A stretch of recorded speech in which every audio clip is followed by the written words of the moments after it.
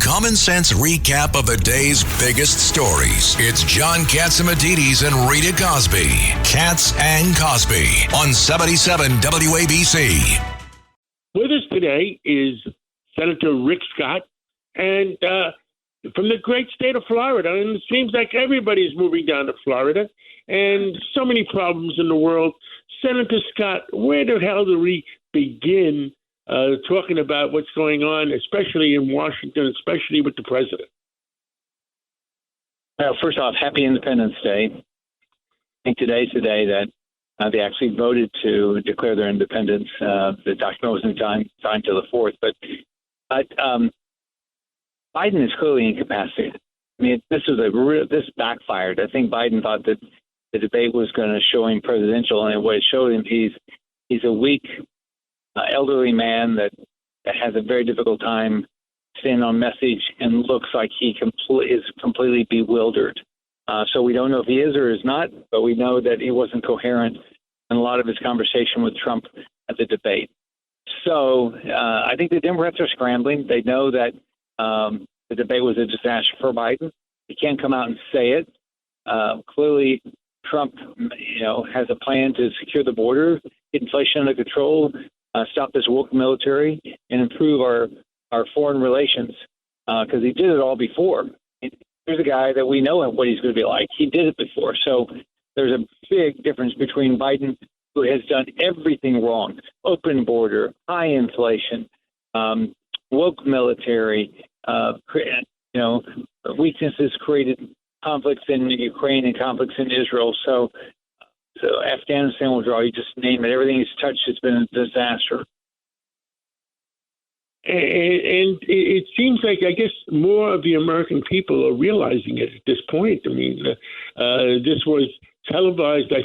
I believe the final number was 48 million people watched the debates last Thursday, compared to, by the way, to 73 million people in 2020, to 83 million people in 2016. I mean, does that mean people are less interested? I mean, I don't understand it. I think these two guys are defined. They know Trump's a fighter. And they know that he's going to work hard. They know his record. Biden's clearly defined as somebody that's outsourced his presidency to his chief of staff, somebody that doesn't understand how to secure a border, get inflation under control. He's hurt poor families.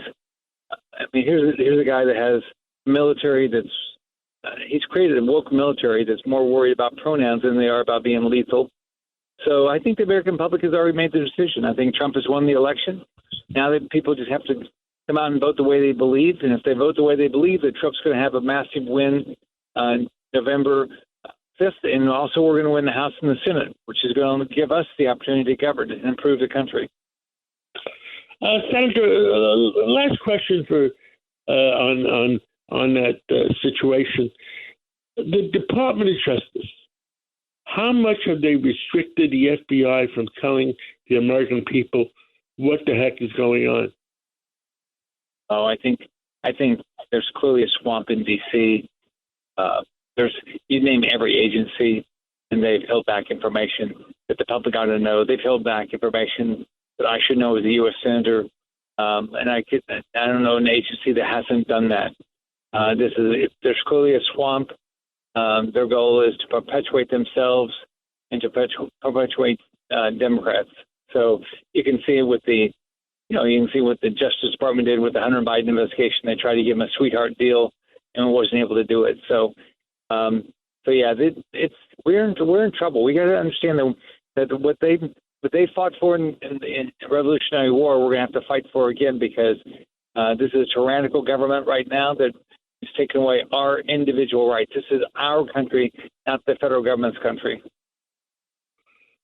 Senator Rick Scott, thank you so much for coming on. Happy 4th of July, and we'll catch up again with you maybe next Sunday.